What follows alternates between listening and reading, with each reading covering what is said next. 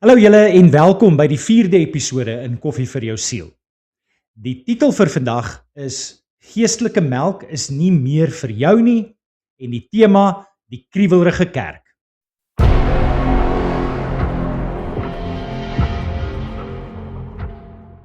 Daar kom 'n dag wanneer jy in 'n kerkbank sit en skielik besef, ek het hierdie boodskap al gehoor, baie keer, en iets in my roep na meer. Dit is nie 'n teken dat jy koud geword het nie. Dit is 'n teken dat jy groei. Hierdie oordeenking begin presies op daardie geestelike draaipunt. Die plek waar jou siel nie meer tevrede is met die geestelike ekwivalent van 1 + 1 nie. Die plek waar jy voel hoe die Gees jou uit die kleuterskoolklas van die geloof roep en jou uitnooi na 'n tafel waar vaste kos wag. Hierdie deel van die reeks is vir diegene wat nie meer bang is om eerlik te wees nie. Vir diegene wat voel hoe die melk hulle nie meer voed nie, maar hulle eerder net meer dors laat. Vir diegene wat weet dat die evangelie die fondament is, maar dat 'n fondament nie die hele huis is nie. Hier begin die skuif van herhaling na groei, van basiese beginsels na dieper waarheid, van kind wees na volwassenheid. Hier begin die reis na 'n geloof wat jou werklik vorm. Die sleutelvers vir vandag kom uit 1 Korintiërs 14 vers 20. Broers, moenie in julle denke kinders wees nie. Wees onvolwasse in die slegte dinge, maar in julle denke volwasse. Die oordeenking vir vandag, 'n siel wat smag na meer as melk. Daar kom 'n stadium in elke mens se groei waar melk nie meer genoeg is nie. Wat jou as baba gevoed het, kan jou as volwassene nie meer dra nie. Paulus se woorde aan die Korintiërs sny vandag net so skerp. Daar is 'n tyd vir die basiese leringe, maar daar is ook 'n tyd om verder te beweeg. Wanneer 'n gemeente vassteek by die beginpunt, word hulle nie net ondervoed nie, hulle word geestelik geblok. Die honger wat hulle voel is nie rebellie nie. Dit is 'n teken dat hulle gereed is vir meer. Net soos 'n kind wat net 1 + 1 leer, nooit die wêreld van wiskunde sal ontdek nie, so sal 'n gelowige wat net die evangelie as grondbeginsel hoor, nooit die volheid van die Christelike lewe beleef nie. Die probleem is nie dat die evangelie swak is nie. Dit is die sterkste fondament wat bestaan. Maar 'n fondament is nie 'n huis nie. Wanneer 'n gemeente net die beginpunt week na week hoor, raak hulle verveeld, onrustig en uiteindelik onbetrokke.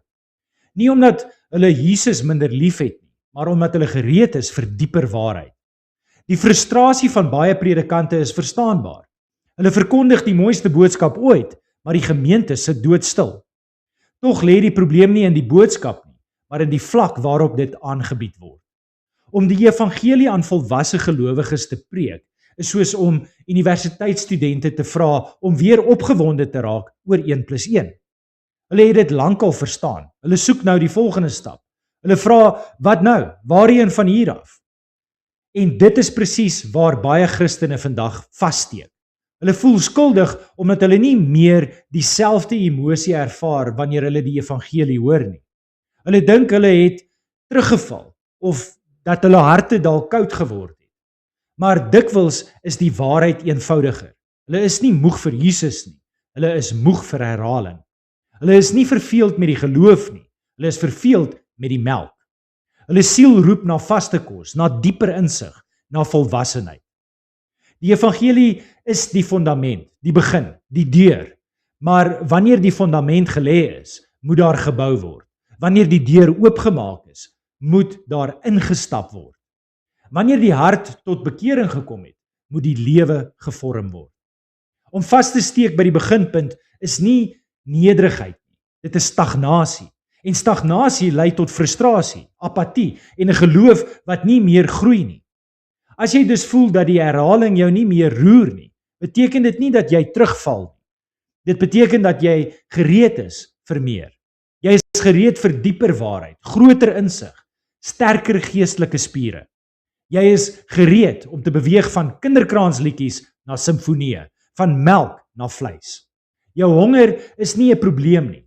Dit is 'n profetiese teken dat die Gees jou roep na volwassenheid. Maar hoe kan ons dit in ons persoonlike lewe toepas? Daar kom 'n dag wanneer jy besef dat jou honger nie 'n probleem is nie, maar 'n profesie. Die Gees self is besig om jou uit te nooi. Weg van die herhaling, weg van die oppervlakkige, weg van die melk wat jou nie meer voed nie. Jou onrus is nie 'n teken van terugval nie, dit is 'n teken van groei. Laat dit jou nie teruggetrokke maak nie. Laat dit jou wakker maak. Laat dit jou herinner dat jy nie gemaak is om vir altyd 'n kind te bly nie. Begin deur eerlik te erken waar jy vasgehaak het, waar jy tevrede geraak het met die minimum, waar jy gewoond geraak het aan geestelike kos wat jou nie meer voed nie. Kies om doelbewus te beweeg na 'n dieper waarheid. Lees die woord met verwagting, soek lering wat jou uitdaag, omring jouself met mense wat jou help om te groei. Groei gebeur nie wanneer jy wag nie, dit gebeur wanneer jy beweeg. En wanneer jy hierdie pad instap, sal jy ontdek dat God jou nie net wil voed nie, hy wil jou vorm, hy wil jou denke slyp, jou insig verdiep, jou gehoorsaamheid versterk.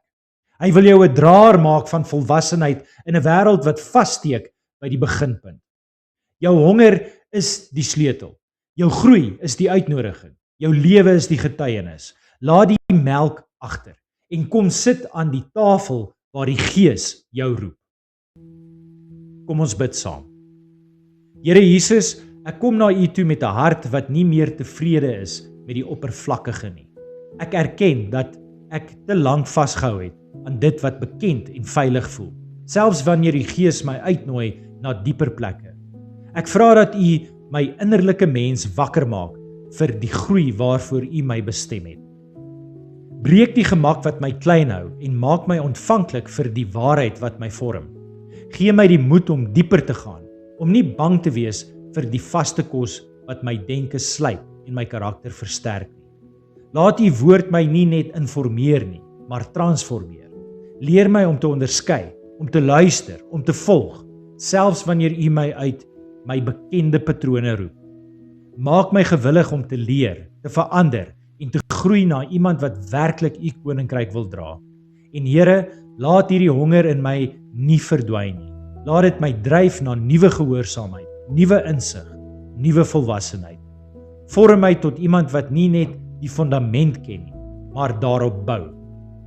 Laat my lewe 'n getuienis wees van 'n mens wat nie bly staan het by melk nie, maar wat die volheid van U waarheid omhels het. In U wonderbaarlike naam bid ek dit. Amen.